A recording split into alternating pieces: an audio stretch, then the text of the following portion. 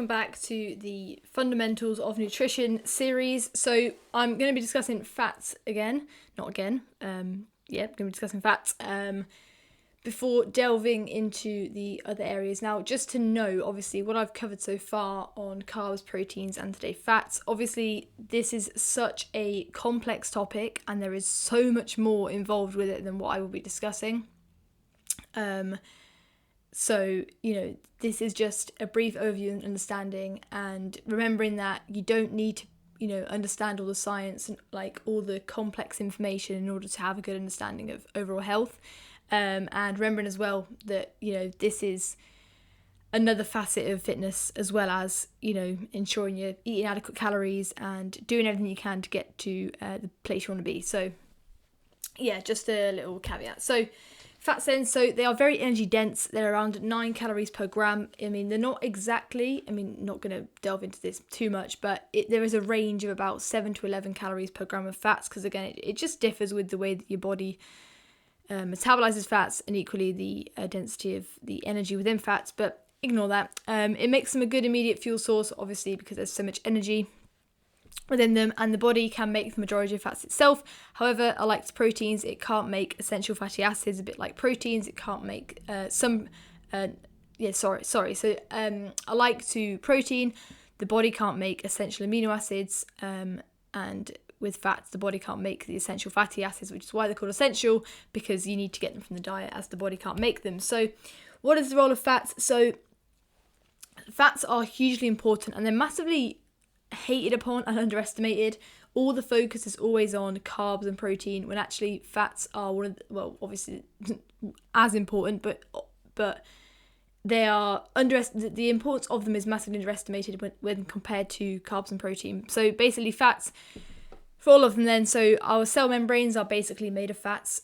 So obviously that's pretty important, because we are made of cells, and if we didn't have enough fat, and or if they weren't made of fats, then humans as a system and as a species would just not work. Fats are also vital to hormonal and neurotransmitter signaling, so hormones, things like testosterone, estrogen, the slow-releasing proteins that go into your blood to cause a change at a target organ, and neurotransmitters are things like serotonin, noradrenaline, the hormones of the nervous system, and they're also fats are also a huge source of energy.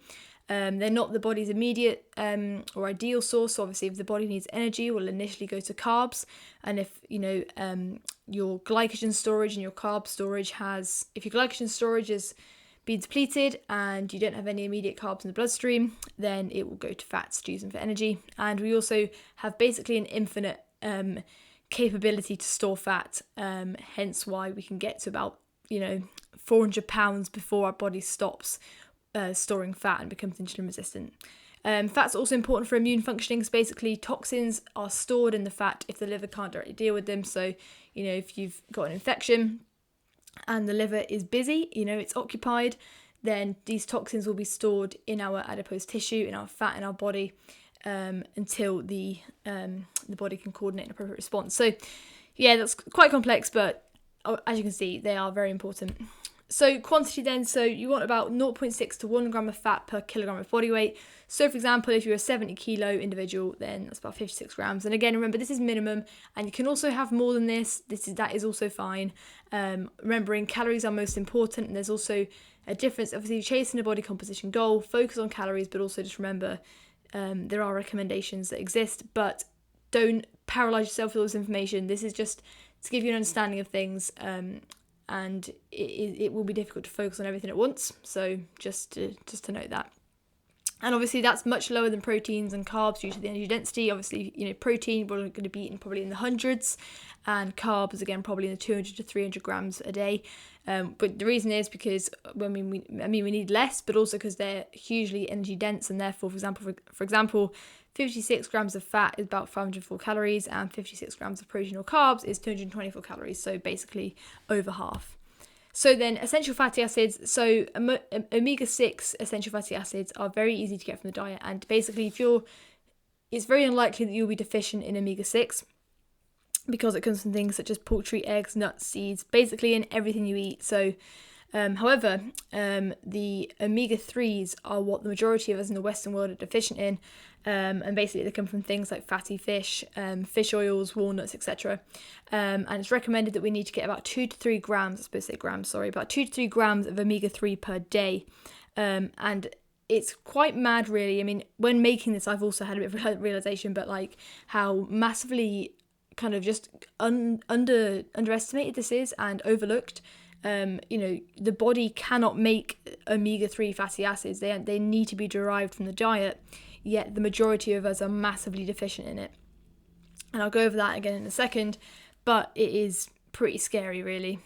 So more on omega-3. So I did some research a long time ago and made my own kind of meta-analysis, not in a published scientific journal. But anyway, the conclusions I found, I was looking at the association between certain nutrients in our diet and the prevalence of mental disorders, and omega-3 specifically, which is the one the majority of us are deficient in, is vital for the normal functioning of neurons and also influences the ability of neurotransmitters to bind to neurons. So again, don't let this overwhelm you, but basically there's been a lot of research into omega-3 deficiency and depression and mood. Basically, there's been many correlations between depressed individuals have much lower omega-3 levels, and also the converse, people with depression also tend to eat far less omega-3. Obviously, it's all correlational, it's not cause and effect. We don't know that lower levels of omega-3 cause depression and vice versa, but it is definitely something to consider because omega-3 is an essential fatty acid and it's needed for the normal functioning of the nervous system, for the endocrine system.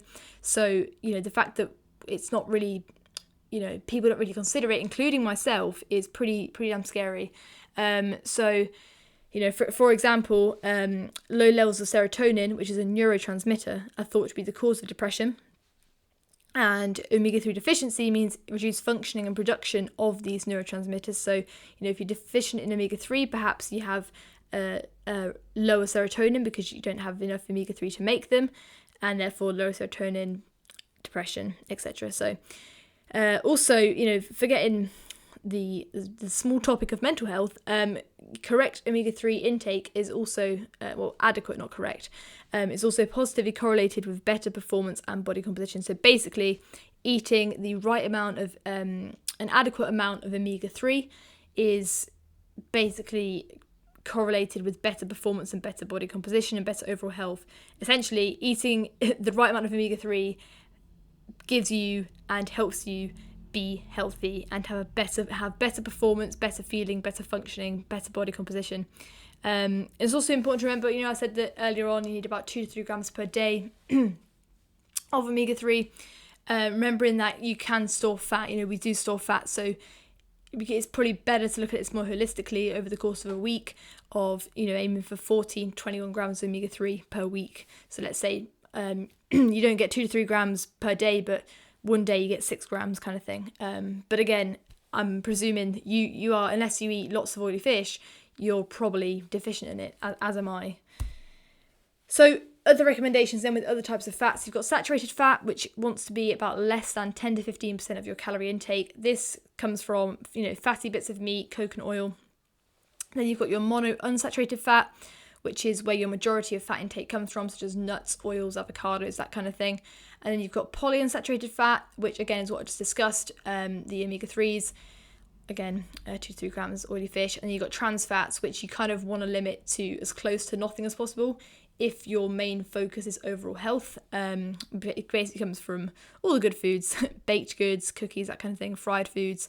But again, remembering this is all recommendations, and there is also, obviously, we can't all eat for optimal health, just like we don't all live for optimal health. If we were all to live for optimal health, we wouldn't be using phones, we would be, not using artificial light, not using social media, not going to work in high-stress environments, so don't stress about this. We can't be perfect, we can't be optimal, but it's something to consider, and just to remember the good term of moderation. So timing with fats then, so you want to try to spread fats evenly throughout your meals, because this will just basically help with satiety and blood sugar levels. But again, don't stress about it. Your post, something to consider though with your post-workout nutrition, so basically what you eat after you train, is it's probably better off being higher protein, higher carb, due to the differences in the physiology after training, and the way we metabolize carbs, fats and proteins. Not going to go into it because again, it's just another complex street to go down, but And again, yeah, not something to stress about, but just try and focus on spreading your fats evenly throughout the day. And when you look at your meal, and it's quite common for those who track their calories, they'll focus just on, having a source of carbs and proteins and kind of forget about the fats. And it's a good idea to just think, where are the fats? So on a final note then, it is a bit easy to be a bit of a dick with if it fits your macros, so basically calorie counting, but obviously it's important to remember that health exists. So obviously if you're not considering any of what I've discussed and any components that we do actually need food to also function as well as enjoy, then, maybe just consider it a bit more. Remember, moderation is really important, but equally, if you have a pretty balanced diet, you're probably pretty good. Note, balanced and not overly clean or healthy. You do not need to be extreme. Just a balanced diet, 78% of the time you're eating wholesome, nutritiously dense foods, and the other time you're having a little party, mate, and it'll be fine. Now, the main point of focus for the majority of people in the Western world, basically you and me, is to ensure they're eating enough omega-3. So again, fatty fishes, fatty oils, walnuts, and I personally definitely do not eat enough. I haven't been tested, but I probably eat oily fish like once a month, if that. So I definitely do not meet the levels, but it's something I'm going to definitely consider more now after reminding myself of this. And you can supplement with it, but there's also a lot of research onto the kind of inadequacy of supplements, because although if you get a tablet and it contains omega-3, the digestion absorption of it in some brands you basically just poo it out and you don't actually absorb it. But anyway, that's a whole other topic. But in my opinion, and it's something I'm going to start doing, is it's probably worth paying an extra £3 to £4 a week to hit your omega-3 intake. Now, I am very tight with my spending on food. I'm very skimpy with it, but I'm going to come to the conclusion that I'm gonna spend a bit more on buying some salmon and some oily fish, because this is something that needs to be considered, and you and I also. So that is everything. I will be kind of drip feeding this more into this, but any direct questions would be great, because that would kind of give me an idea as to where to focus my presentations on, because as I said, it's a very complex and diverse topic, and so just making a 10-minute presentations about fats, you could make it 54 hours long, but if there's any confusion or questions, again, do ask. And yes, hope you're okay. I will speak soon.